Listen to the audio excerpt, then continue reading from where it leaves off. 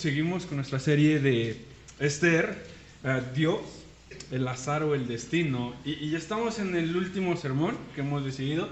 Les voy a pedir que vayan a Esther, capítulo 9, del versículo 18 al final, que es el versículo 32. Entonces, Esther, versículo 18 al 32, y me sigan con su vista.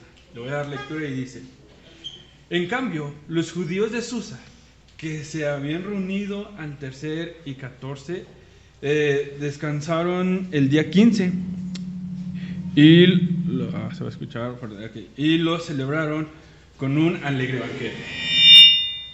Por eso los judíos de las zonas rurales, los que viven en las aldeas, celebraban el 14 del mes de Adar como día de alegría y de banquete, y se hacen regalos unos a otros. Mardoqueo registró estos acontecimientos y envió cartas a todos los judíos de todas las provincias lejanas y cercanas del rey Asuero, exigiéndoles que celebraran cada año los días.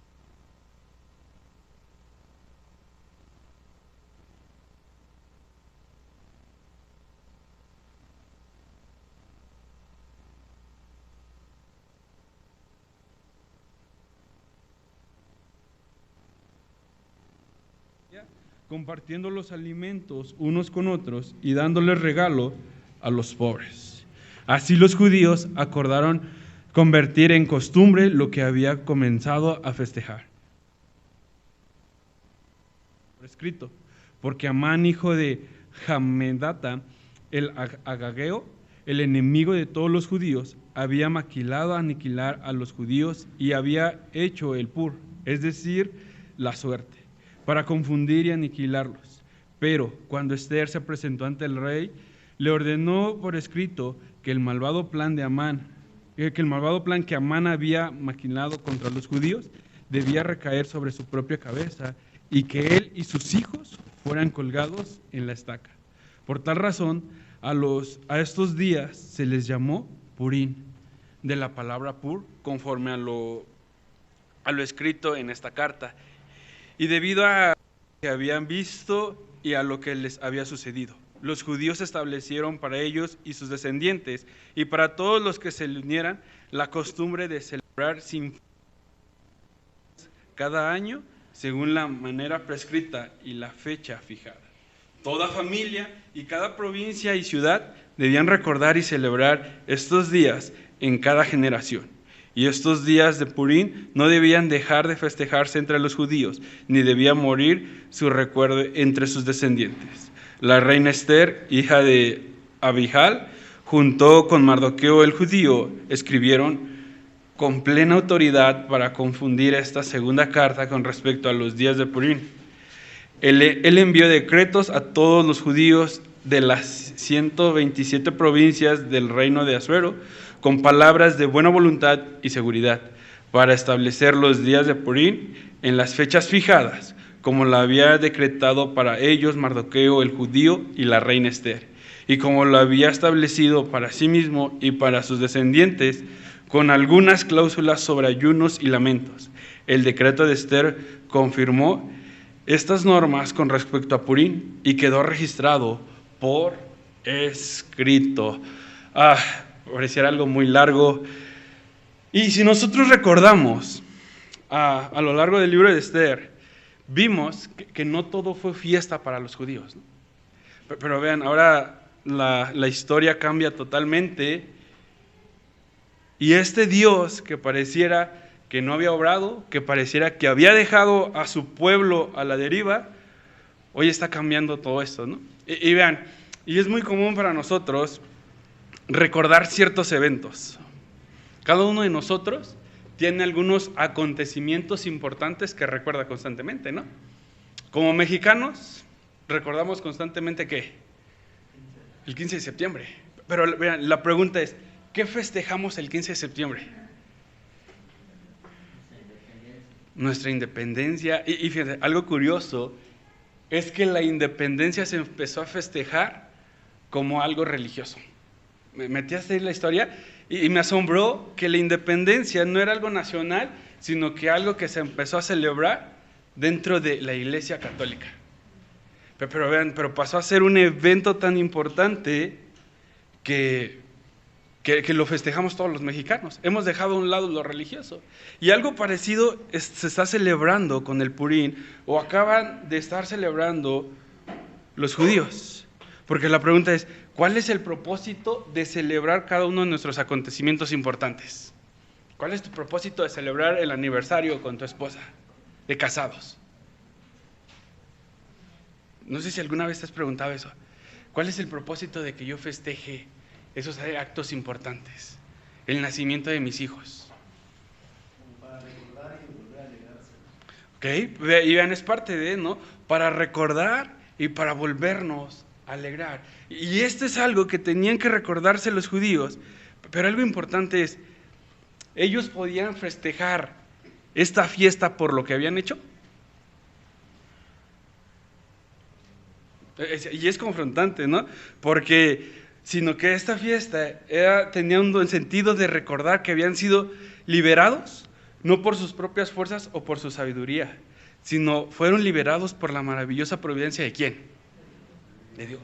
Entonces vean, wow, es maravilloso ver que los festejos o el festejo que Esther quiere que lleven, quiere que recuerde esto, ¿no? La providencia vino ¿de quién? De Dios. No viene de nosotros, y es algo que vamos a estar estudiando. Entonces, con lo que podemos decir que el Purim, con el Purim los judíos deberían recordar lo perfecto de la providencia ¿de quién? De Dios. Y lo imperfecto de la providencia ¿de quién? Del hombre, el cual muchas veces se cree más sabio que Dios. Y es por eso que he decidido dividir este sermón en 3 puntos, y el primero es lo deficiente de mi providencia, el descanso en su providencia y la grandeza de la providencia de Dios. Y por consecuencia el sermón lleva por título la providencia de Dios. Vamos a estar hablando mucho de la providencia. Entonces quiero que me acompañes al primer punto, que es lo deficiente de mi providencia. Y voy a leer del mismo capítulo 9, pero ahora voy a leer desde el versículo 13 al versículo 17. Y dice de la siguiente manera: si su majestad le parece bien, respondió Esther, le parece bien, respondió Esther, concédales permiso a los judíos de Susa para prorrogar hasta mañana el edicto de este día, y permita que sean colgados en la estaca los 10 hijos de Amán. El rey ordenó que se hiciera así. Se emitió un edicto en Susa y los 10 hijos de Amán fueron colgados. Los judíos de Susa se reunieron también el día 14 del mes de Adar y mataron allí 300 hombres, pero no se apoderaron de sus bienes. Mientras tanto, los judíos restantes que estaban en las provincias del rey también se reunieron para defenderse y liberarse de sus enemigos. Mataron a 75,000 de quienes los odiaban, pero tampoco se apoderaron de sus bienes. Esto sucedió el día 13 del mes de Adar. El día 14 descansaron y lo celebraron con un alegre banquete. Ahora, quiero iniciar con esta pregunta. ¿Qué significa providencia? ¿Qué piensas o qué viene a tu mente cuando escuchas esta palabra de providencia? Y más si lo relacionamos a la providencia de Dios. Pero pensemos en providencia.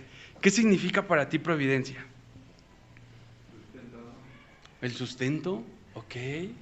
¿Qué más? ¿Qué más pensamos aparte del sustento?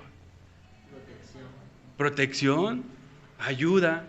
Y vean, me llamó la atención cómo un diccionario define esta palabra de providencia y dice: medida que se toma para lograr un fin determinado o para prevenir o remediar un daño o un peligro. Y vean, y como creyentes, muchas veces tenemos un conocimiento verdadero de la providencia de Dios. Y decimos, ¿no?, que la providencia de Dios consiste en que Dios me va a proveer para toda mi vida, en que Dios está conmigo, en que Dios está caminando conmigo, y en que confiamos en Dios y que todo lo que pasa tiene el control Dios. Eso lo conocemos, eso lo sabemos, y yo creo que toda la mayoría lo sabe. Pero la pregunta es, ¿esa verdad que tenemos la llevamos a la práctica? Seamos sinceros. Cuando tenemos problemas, ¿qué es lo primero que decimos? Cuando no tenemos trabajo. Dices, voy a descansar y voy a estar tranquilo porque Dios me va a proveer un trabajo a su tiempo. ¿Decimos eso? Cuando tienes problemas en tu matrimonio, ¿qué dices? Voy a descansar porque Dios está trabajando en mi corazón en medio de esto. ¿Qué dices? Como que lo mejor es ya divorciarnos porque aquí no hay solución, tú no cambias y ya estoy harto. Entonces, vean cómo choca el conocimiento que tenemos de providencia, pero la providencia en la práctica es totalmente diferente.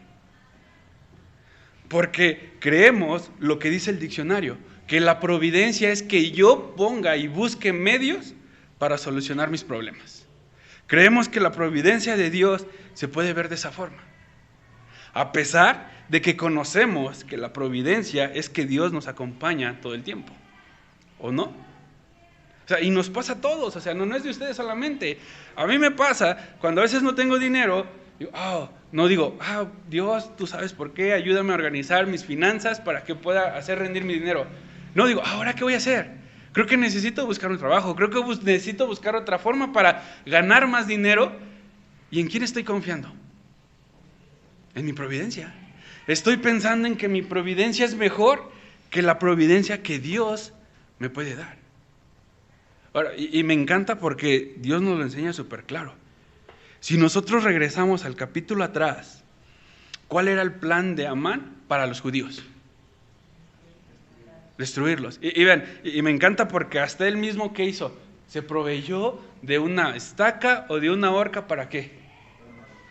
O sea, ¿te das cuenta cómo Amán creó su plan perfecto y dijo, yo soy más sabio que todo el mundo? Como Mardoqueo no se me inclina, como odio a los judíos, voy a matarlos y voy a crear una propia horca. ¿Te das cuenta que muchas veces tú mismo creas tus planes así? Tengo este problema, voy a hacer esto y ya se soluciona. Y la pregunta es, ¿y Dios? ¿Y la providencia de Dios dónde queda? O sea, ¿descansamos más en quién? En nuestro juicio, en lo que tú crees que puedes tener. ¿Te das cuenta de cómo nuestra propia providencia nos lleva a nuestra destrucción? ¿Te das cuenta que cuando confías más en ti y en tu sabiduría, al final de cuentas estás más lleno de problemas? ¿No solucionas nada? Y ve lo que dice el versículo 14, ¿no? El rey ordenó que se hiciera así, se emitió un edicto en Susa, y los 10 hijos de Amán fueron ¿qué? O sea, imagina esto, Amán se proveyó de una horca ¿para qué? Para matar a los judíos. Él nunca dijo, voy a hacer una horca para que me cuelguen a mí y a mis 10 hijos. Pero te das cuenta cómo Amán confiaba en su propia providencia. ¿Y a dónde lo llevó su providencia? ¿A su destrucción? Pregunta para ti, ¿a dónde crees que te va a estar llevando tu propia providencia? ¿A dónde te están llevando cada uno de los actos que tú realizas? ¿Te están llevando a acercarte más a Dios? ¿A conocer más a Dios? ¿A ver qué necesitas de Dios? ¿O te están llevando a tener más problemas y buscar más medios para solucionar los mismos? Y lo vemos en nuestra sociedad, ¿no? La inmoralidad sexual es un problema, sí, ok. Hay inmoralidad sexual. O sea, hay embarazos no deseados. ¿Y cuál es la providencia que está creando los seres humanos para evitar los embarazos no deseados? El aborto. Entonces, ¿te das cuenta cómo humanos constantemente buscamos solucionar nuestros problemas, pero en realidad creamos más problemas? ¿No eres feliz en tu matrimonio? ¿Tu pareja no cambia? ¿Tu pareja no es como tú quieres? ¿Cuál es la solución que te ofrece la sociedad? Divórciate. O sea, pero es la provisión que ¿quién está dando? Tú. Y pasa con todos nosotros, ¿no? Pasa muchas veces con nosotros. No confiamos en Dios y queremos como que ayudarle a Dios, ¿no? Como que Dios ya se olvidó de mí. Pues me voy a casar con cualquier persona aunque no ame a Dios, porque pues Dios como que no, le tengo que ayudar a Dios, ¿no? Entonces empiezo a ¿qué? A querer proveer para mí mismo, pero al final mi providencia ¿a dónde me va a llevar? A la muerte. Y si no lo crees, ve a Amán. O sea, a Amán no le importaba a Dios y él buscó proveerse para cumplir su propio plan y cumplir su propio propósito. Y decir, no me importa Dios, odio a los israelitas y los voy a destruir y yo voy a ver la forma en cómo. Pregunta, ¿quién terminó destruido con toda su familia? Y es fuerte, ¿no? Porque ¿te imaginas esta imagen de Amán colgado y sus 10 hijos colgados? En la misma horca que era para destruir a Mardoqueo.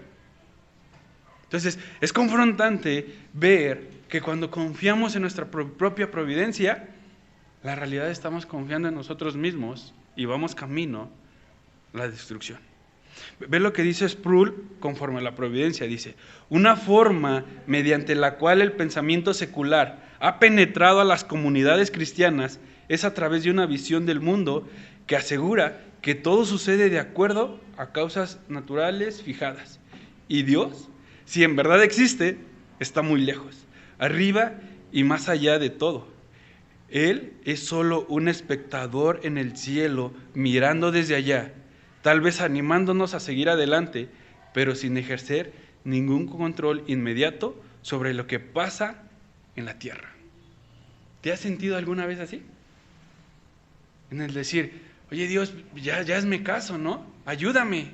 O no has preguntado, ¿en verdad tiene caso seguir o estudiar la Biblia o ir a la iglesia ahora? Pues muchas veces lo hemos preguntado, ¿por qué? Porque no estamos confiando en la providencia de Dios.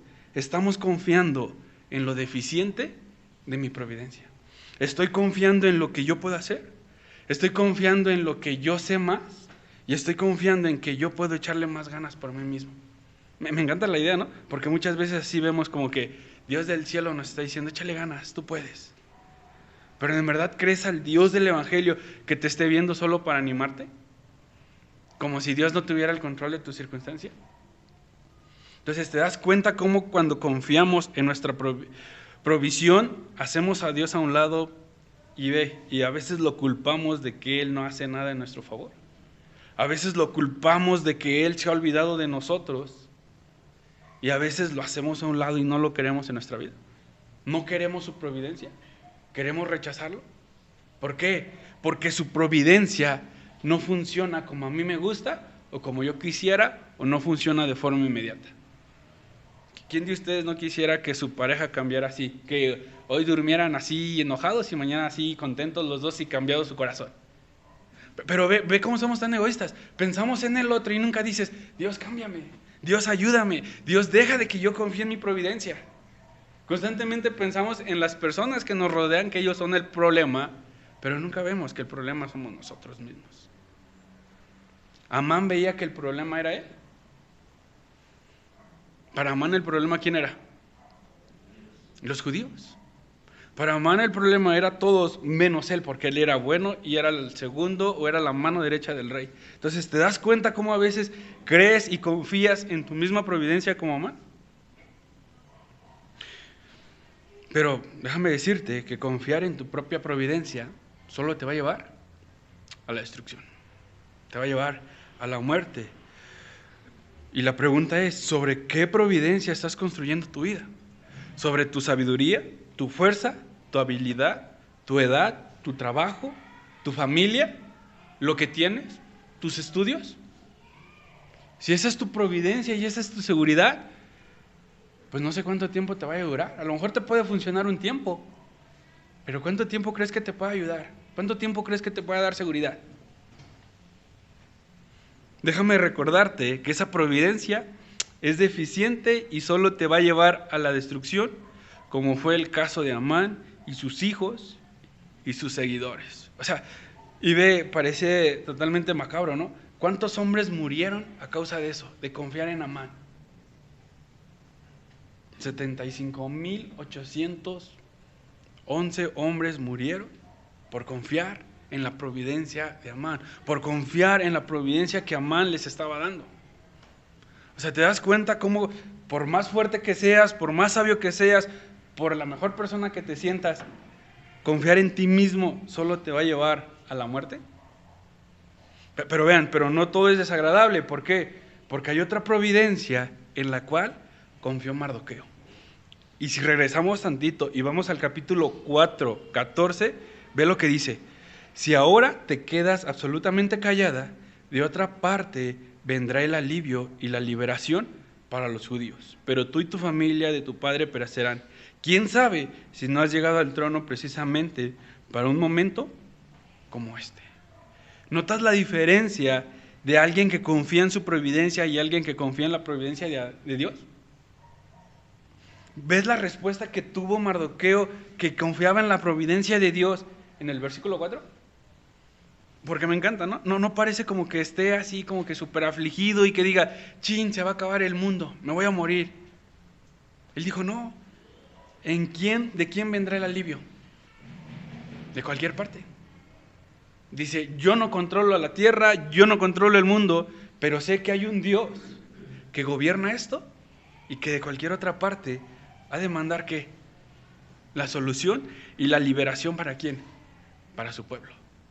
¿Tú crees que ese Dios en el cual confiaba Mardoqueo sigue o ya no opera hoy en día? La pregunta sería, ¿puedes confiar en ese Dios en el que confiaba Mardoqueo? ¿En el del cual Mardoqueo sabía que había de mandar una solución al problema? Y eso es lo que nos lleva a nuestro segundo punto, que es el descanso en su providencia. Versículo 20 al 27. Dice de la siguiente forma: Mardoqueo registró estos acontecimientos y envió cartas a todos los judíos de todas las provincias lejanas y cercanas del rey Asuero, exigiéndoles que celebraran cada año los días 14 y 15 del mes de Adar, como el tiempo en que los judíos se liberaron de sus enemigos y como el mes en que su aflicción se convirtió en alegría y su dolor en día de fiesta. O sea, escucha esto, ¿no? Y como el mes en que su aflicción se convirtió en alegría y su dolor en día de fiesta. Por eso debían celebrar como días de banquete y alegría, compartiendo los alimentos los unos con los otros, dándoles regalo a los pobres. Así los judíos acordaron convertir en costumbre lo que había comenzado a festejar, cumpliendo lo que Mardoqueo les había ordenado por escrito. Porque Amán, hijo de Hamedata, el ageo, el enemigo de todos los judíos, había maquilado aniquilar a los judíos y había echado el pur, es decir, la suerte, para confundirlos y aniquilarlos. Pero cuando Esther se presentó ante el rey, éste ordenó por escrito que el malvado plan que Amán habían maquilado contra los judíos debía recaer sobre su propia cabeza y que él y sus hijos fueran colgados en la estaca. Por tal razón, a estos días se les llamó Purim, de la palabra pur, conforme a todo lo escrito en esta carta, y debido a lo que ya habían visto y a lo que les había sucedido, los judíos establecieron para ellos y sus descendientes y para todos los que se unieran a la costumbre de celebrar sin falta estos 2 días cada año, según la manera prescrita en la fecha fijada. Y vean, a veces es fácil como que llegar a estos versículos y, wow, qué padre, una fiesta. Por fin, ¿no? Los judíos tenían que haber vencido. Pero si tú te pones un momento en los zapatos de Mardoqueo, ¿tú crees que fue fácil llegar a este momento? Si tú te pones un momento en el lugar de Esther, ¿crees que fue fácil llegar en este momento? Porque muchas veces tendemos a envidiar la vida de otros. Ah, mira, José y Shari se ve que se llevan re bien. Quisiera un matrimonio como el de ellos, ¿no? O sea, y así podemos empezar a decir muchos, pero tú no sabes lo que José y Shari han trabajado. Tú no sabes cómo Dios ha trabajado en el corazón de cada uno de ellos. Entonces, puedes ver que a veces como que queremos omitir el proceso para confiar en la providencia de Dios. Queremos que todo sea fácil y sencillo. Pero vean, pero para los judíos no fue así. ¿Por qué? Porque Esther y Mardoqueo tuvieron que vivir un proceso para confiar ¿en qué? En la providencia de Dios. No fue fácil. No fue fácil. Vivieron momentos de angustia. Y vean, ¿a quién de nosotros nos gusta vivir o experimentar el proceso para confiar en la providencia de Dios? ¿A quién le gusta confiar en la providencia de Dios? Yo creo que a todos nos gustaría. Pero la pregunta es, ¿estás dispuesto? ¿Estás dispuesto a confiar en la providencia de Dios, a descansar? Porque la forma en la cual podemos confiar en la providencia de Dios es cuando tenemos conflictos, es cuando estamos en sufrimiento. Porque en la alegría nos es fácil, ¿no? Confiar. Cuando tenemos todo lo que necesitamos, confiamos fácil en Dios. Pero cuando estás en momentos de dificultad, cuando se llega el mes de renta y no tienes para pagarla, ¿puedes confiar en la providencia de Dios? Cuando no tienes salud y estás internado en un hospital, ¿puedes confiar en la providencia de Dios? ¿Puedes descansar en la providencia de Dios? Cuando tienes problemas con una persona, ¿puedes decir, Dios, ¿tienes el control de esta circunstancia? Porque es ahí, en esos momentos, en los cuales podemos confiar en la providencia de Dios. La pregunta es, ¿estás dispuesto a confiar en la providencia de Dios? ¿Estás dispuesto a vivir circunstancias difíciles para confiar en Dios? ¿Para descansar en Dios? ¿O quieres seguir viviendo en tu zona de comodidad? Esta circunstancia Dios las va a usar ¿para qué? Para que yo ponga mi esperanza en Él y vea que lo necesito para tener una relación con Él y poder descansar y tener paz en medio de ¿qué? De los problemas. O sea, porque si no, ¿de qué otra forma crees que Dios trabajaría con tu corazón para que vieras que lo necesitas? Para que vieras que en verdad no eres tan buena persona, si no fuera por medio del sufrimiento y de los problemas. Sería difícil darnos cuenta de la condición de nuestro corazón, ¿no? Si no vivieras momentos de confusión, todo el tiempo estarías alegre, ¿no? Y todo el tiempo dirías que amas a Dios, ¿por qué? Porque vives una vida feliz. Porque eso es lo que muchos anhelamos. O yo no sé si ustedes no lo anhelaran, ¿no? Como que decir, que yo quisiera una iglesia así donde no hubiera problemas. Y todos les hablaras y todos entendieran. Y así, eso sería lo mejor. Pero Dios tiene otros planes. Dios usa los momentos difíciles, ¿para qué? Para darnos cuenta de que lo necesitamos y que necesitamos confiar en Él y que necesitamos conocerlo. Pero vean, probablemente en los momentos difíciles es cuando tú no confías en Dios. ¿Por qué? Porque tal vez no lo conoces o porque tal vez ni siquiera te interesa Dios o que Dios cambie tu corazón. Solo quieres un Dios que te dé cosas buenas, cosas que te alegren, pero no quieres estar en conflicto. ¿Por qué? Porque no queremos un Dios que pruebe nuestro corazón. Porque queremos el Dios solamente que nos dé cosas materiales y que nos trate bonito. Pero ve lo que dice Piper al respecto. El lanzamiento de los dados, la caída de un pájaro, el arrastre de un gusano, el movimiento de las estrellas, la caída de la nieve, el soplar del viento, la pérdida de la vista, el sufrimiento en los santos y la muerte de todos, desde el más pequeño hasta el más grande, estos están incluidos en la palabra de Dios cuando dice, haré todo lo que deseo. ¿Puedes ver todas las cosas que pasan en tu vida que están gobernadas por Dios? ¿Lo puedes ver así? Ahora, puedes descansar en que decir, no importa el problema que tenga, sé que Dios va a poner el medio para cambiar mi corazón y para poder una circunstancia favorable al final. Y si no la pone, nuestra esperanza está en que nuestra vida sea feliz aquí o estar toda una vida con Dios. Pues nuestra esperanza es estar con Dios por toda la eternidad, ¿no? Aunque las circunstancias aquí no cambien. ¿Estás dispuesto a estar así? ¿Estás dispuesto a vivir una vida así? Decir, no importa que aquí vive una vida llena de problemas, descanso en la providencia de Dios. ¿Por qué? Porque la providencia de Dios es que yo pueda estar con Él, que yo pueda tener una comunión con Dios. ¿Puedes descansar en ello? ¿Vas a confiar en la providencia de Dios? ¿Tú crees que Mardoqueo no sabía que Dios estaba en control de todo? ¿Tú crees que Mardoqueo no sabía cuando escuchó que Amán lo quería matar que Dios estaba gobernando ello? Mardoqueo lo sabía.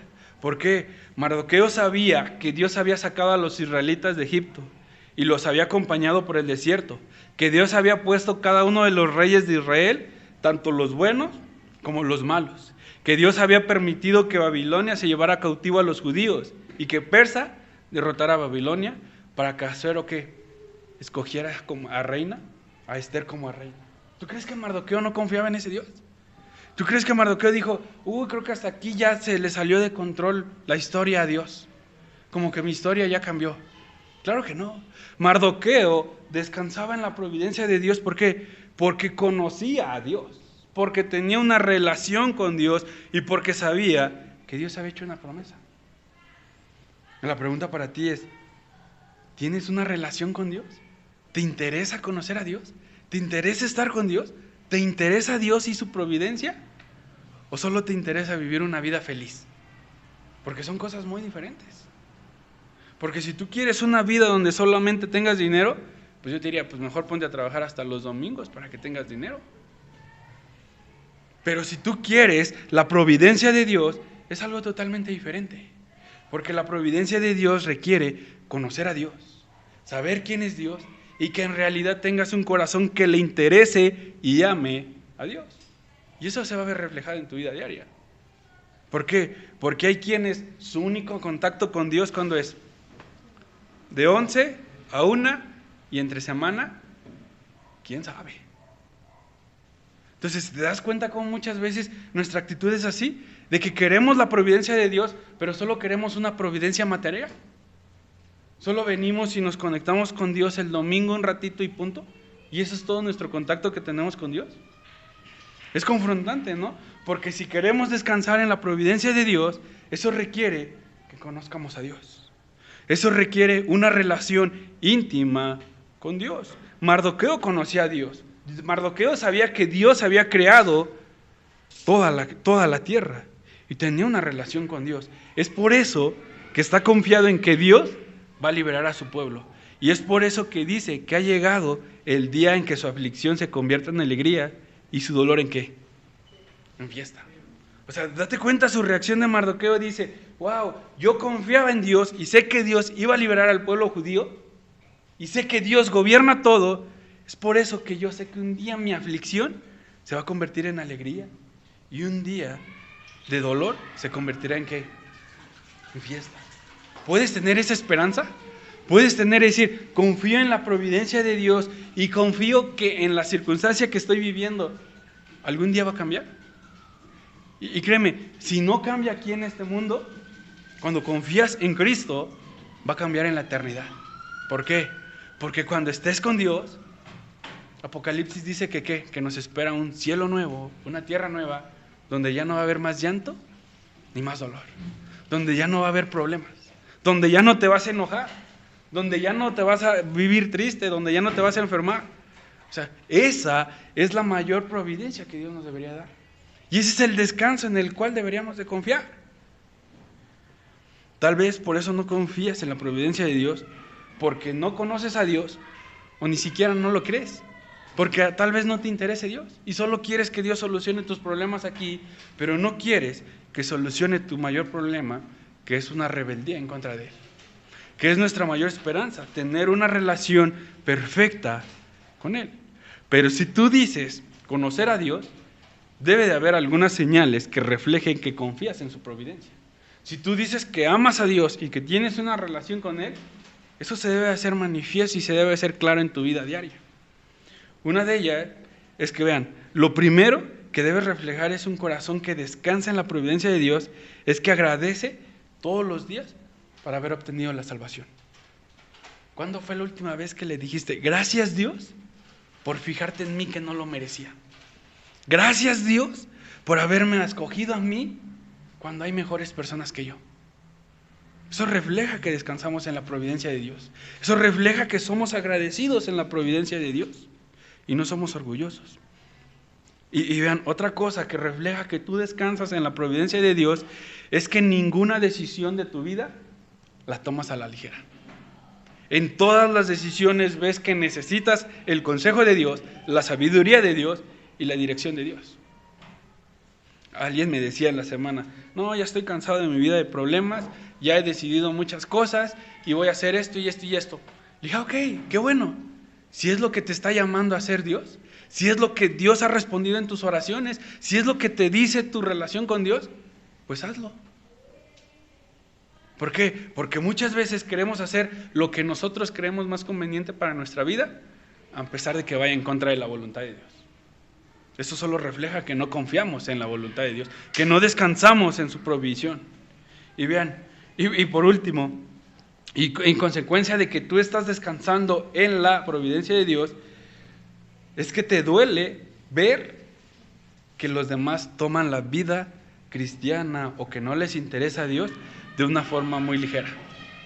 Te duele ver cómo las personas no aman a Dios, te duele ver el egoísmo de las personas, te duele ver que todas las personas creen que por sus propios medios es que tienen las cosas. Te duele ver. Ayer platicaba con alguien y me decía, me duele ver cómo los matrimonios de la iglesia algunos se están destruyendo.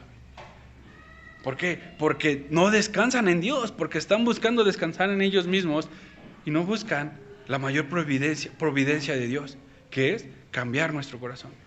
¿Notas que no descansamos en la providencia de Dios? No porque no le creamos, sino porque no lo conocemos, o no lo conocemos, o no le conocemos porque no tenemos una relación firme con Él, porque no nos interesa Dios, porque nos interesan soluciones rápidas y no soluciones lentas. Estamos o vivimos en un mundo donde todo tiene que ser, ¿qué? Rápido. O sea, si no me atienden en 10 minutos, pues ya mejor me voy a otro local porque aquí. O sea, y eso pasa en nosotros diario. Como la persona que está a mi lado no cambia, como no veo resultados, ¿qué queremos? Cambiar nosotros, ¿no? Cambiar y a cambiar de actos nosotros mismos. Entonces es confrontante ver que muchas veces no descansamos en la providencia de Dios. Que confiamos más en nuestra propia providencia destructiva que en la providencia de Dios. Y ve lo que dice Sproul al respecto de descansar en la providencia de Dios. Significa que lo que Dios crea y trae a la existencia, luego lo sostiene y lo persevera. Por lo tanto, no solo dependemos de Dios para nuestro origen, sino también dependemos de Él para nuestra existencia continua, de momento a momento. Pregunta: ¿es importante Dios para tu vida? Y vamos a responder todos a lo mejor que sí. Pero ¿lo llevas a la práctica? ¿Confías en Dios? ¿Descansas en Dios? ¿O no puedes dormir por las preocupaciones que tienes? ¿O estás enfermo de tanto preocuparte? Porque eso reflejaría que no estás descansando en la providencia de Dios, que estás descansando y estás pensando en lo que tú puedes hacer. ¿Te das cuenta que descansamos más en lo deficiente de nuestra providencia y no en la providencia de Dios? Porque muchas veces tendemos a limitar la providencia de Dios a solo cosas materiales. Pero Esther se nos recuerda que la providencia de Dios no solo consiste en cosas materiales, sino que la providencia de Dios es mucho más grandioso que todo eso. La providencia de Dios no solo va a consistir en sustentarnos y darnos el alimento, sino, como dice Sproul, es acompañarnos y estar con nosotros. ¿Cuándo? Siempre. ¿O cuando nosotros vemos que lo necesitamos? No, siempre. Aunque tú creas que Dios ya se olvidó, ¿Dios qué está haciendo? Obrando. Dios está ahí proveyéndote, y no solo de cosas materiales, sino que hay una providencia mayor. Y es lo que nos lleva a nuestro último punto, la grandeza de la providencia de Dios. Versículo 28 al 32. Toda familia y cada provincia y ciudad debían recordar y celebrar estos días en cada generación. Y estos días de Purim no debían dejar de festejarse entre los judíos, ni debía morir su recuerdo entre sus descendientes. La reina Esther, hija de Abijal, junto a Mardoqueo el judío, escribieron con plena autoridad para confiar esta segunda carta con respecto a los días del Purim. Él envió decreto a todos los judíos de las 127 provincias del reinado de Asuero, con palabras de buena voluntad y seguridad, para establecer los días de Purim en las fechas fijadas, como había decretado para ellos Mardoqueo el judío y la reina Esther, y como la había establecido para sí mismos y para sus descendientes, con algunas cláusulas sobre el ayuno y el lamento. El decreto de Esther confirmó estas normas con respecto a Purim y quedó registrado por escrito. Ahora, ¿puedes notar la insistencia de parte de Esther y de Mardoqueo para que los judíos recordaran la celebración del Purim y no la olvidaran? O sea, porque si te das cuenta, ya lo habían dicho y lo vuelven a decir, ¿no? Y luego dicen, no solo quiero que sea algo independiente, sino queremos que sea, ¿qué? Toda familia, provincia y ciudad. Deberían recordarse esto ¿a quién? A cada generación. O sea, era algo que tenía que quedar grabado en los corazones de los judíos. ¿Por qué? Porque el Purim iba a recordar la grandeza de la providencia de Dios. ¿De qué forma? Iba a recordar que cuando los judíos estaban a punto de ser extinguidos, ¿quién los salvó? ¿Esther? ¿Mardoqueo? Dios. O sea, ¿te das cuenta que la grandeza de la providencia de Dios no está en tener cosas materiales, sino en poder tener vida y poder tener una relación con Dios? Eso es lo grandioso de la providencia de Dios. No es que vivamos vidas felices aquí, no es que no tengamos problemas aquí, sino que la grandeza de la providencia de Dios consiste en tener vida y en tener una relación con Dios.